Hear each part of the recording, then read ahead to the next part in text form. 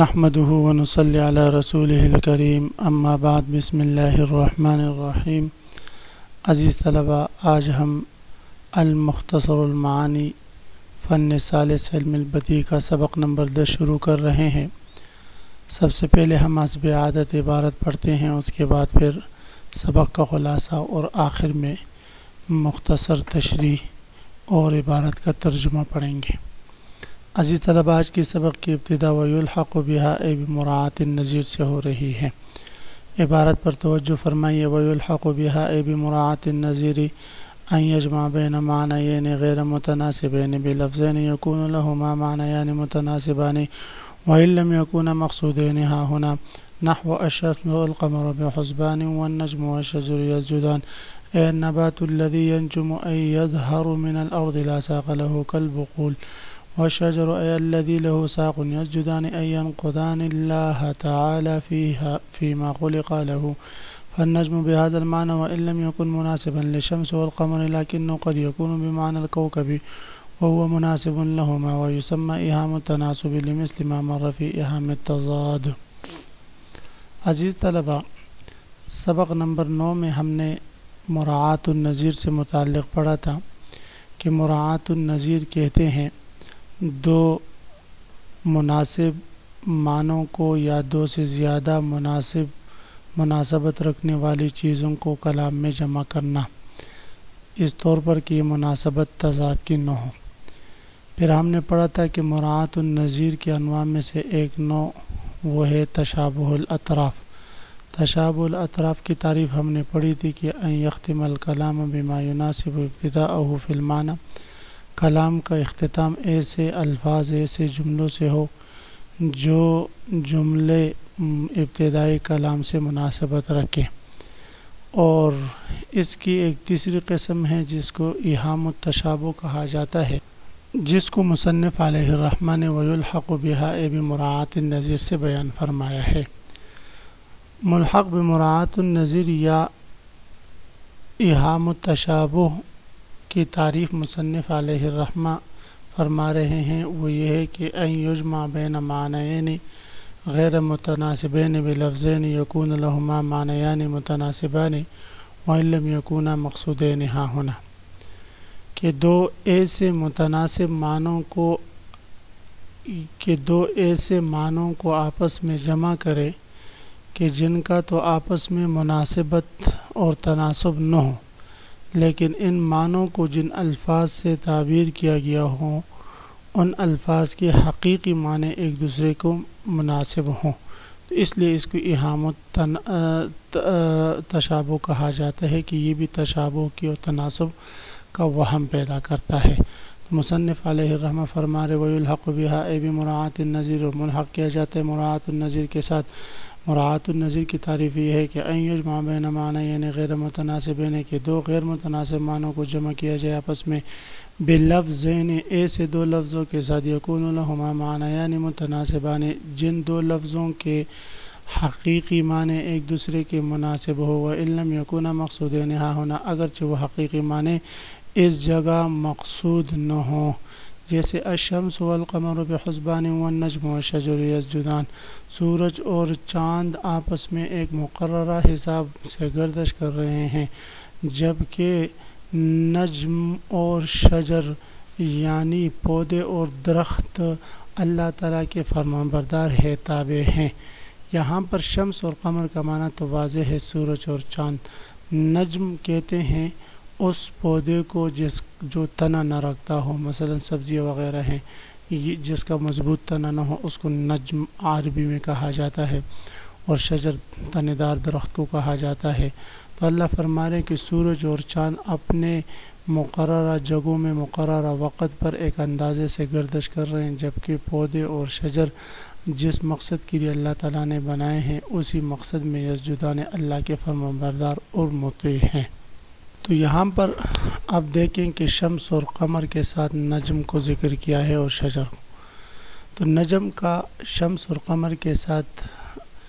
بظاہر جو معنی یہاں پر مراد ہے ان کے آپس میں تو مناسبت نہیں ہے، سورج اور چاند اور بے تنا پودوں کے درمیان کیا مناسبت ہو سکتی ہے؟ البتہ اس نجم کا جو حقیقی معنی ہے وہ حقیقی معنی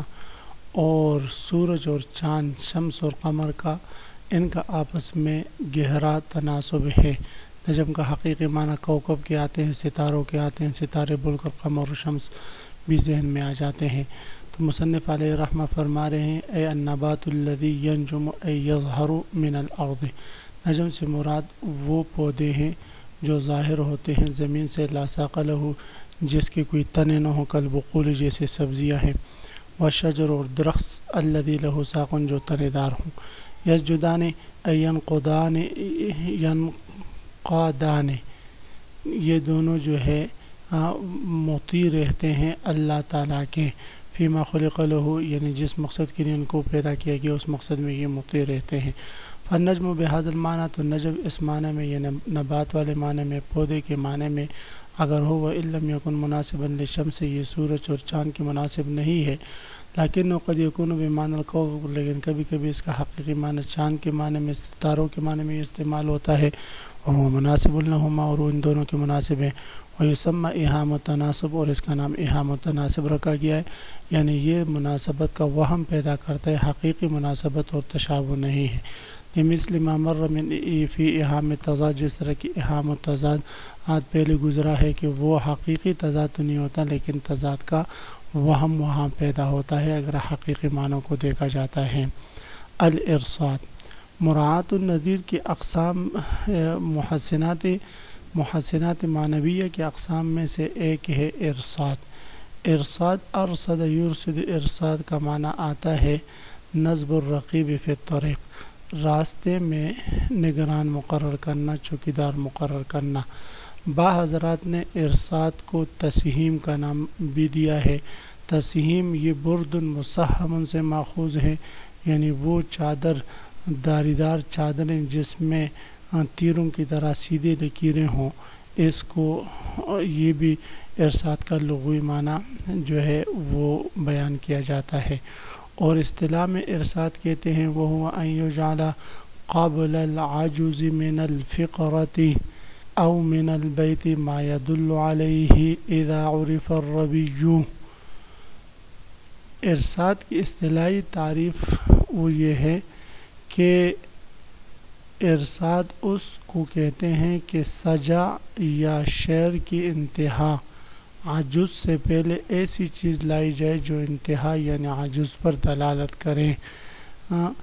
بشرطے کہ روی کو وہ جانتا ہو، بشرطے کہ حرف روی کو وہ جانتا ہو۔ اب مصنف علیہ الرحمہ اس تعریف کی وضاحت ساتھ ساتھ کریں گے۔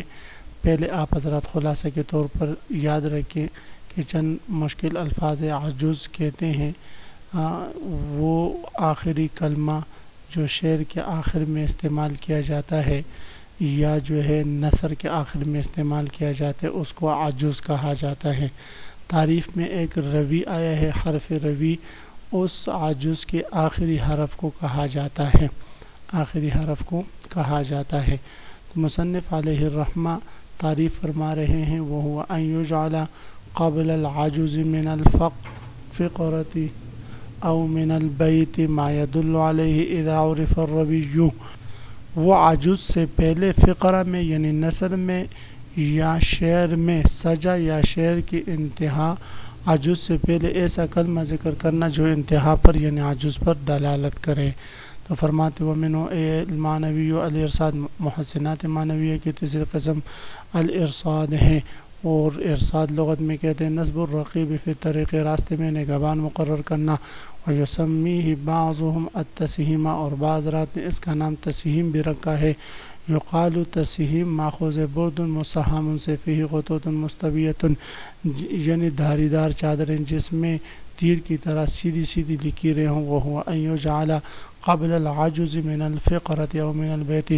اور ارصاد کی تعریف یہ ہے کہ وہ عجز سے پہلے فقرہ میں یعنی نثر میں یا شعر میں عجز سے پہلے ذکر کیا جائے کوئی ایسا کلمہ جو عجز پر یعنی آخری کلمے پر دلالت کرے۔ ان یجعل ان یذکر قبل العجز،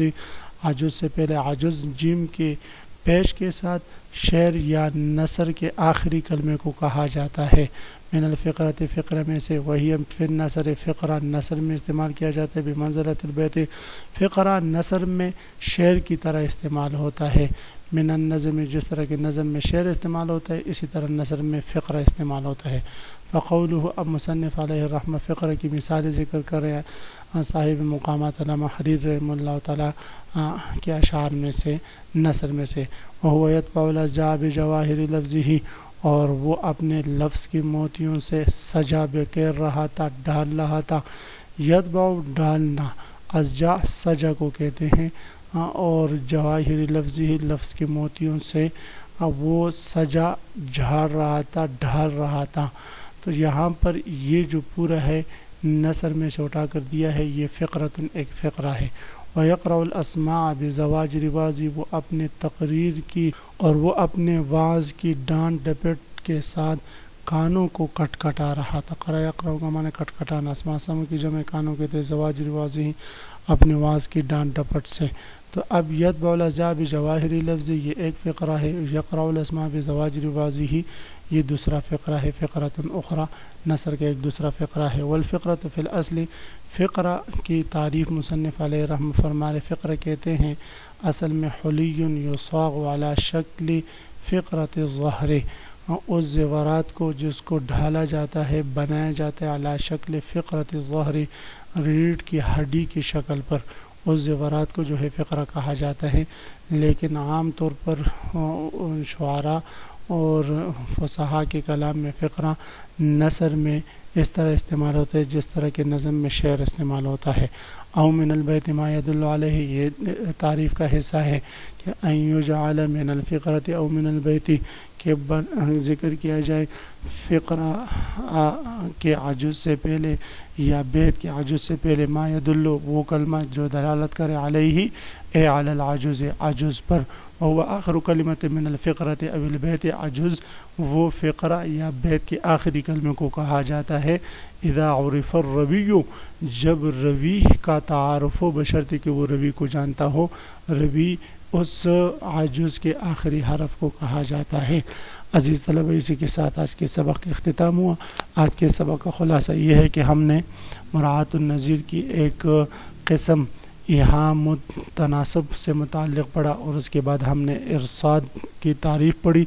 آپ حضرات ارصاد کی عربی میں تعریف وَأَن يُجْعَلَ قَبْلَ الْعَجُزِ مِنَ الْفِقْرَةِ أَوْ مِنَ الْبَيْتِ مَا يَدُلُّ عَلَيْهِ إِذَا عُرِفَ الرَّوِيُّ، یہ تعریف آپ نے عربی الفاظ میں اردو کے ترجمے کے ساتھ یاد کرنی ہے۔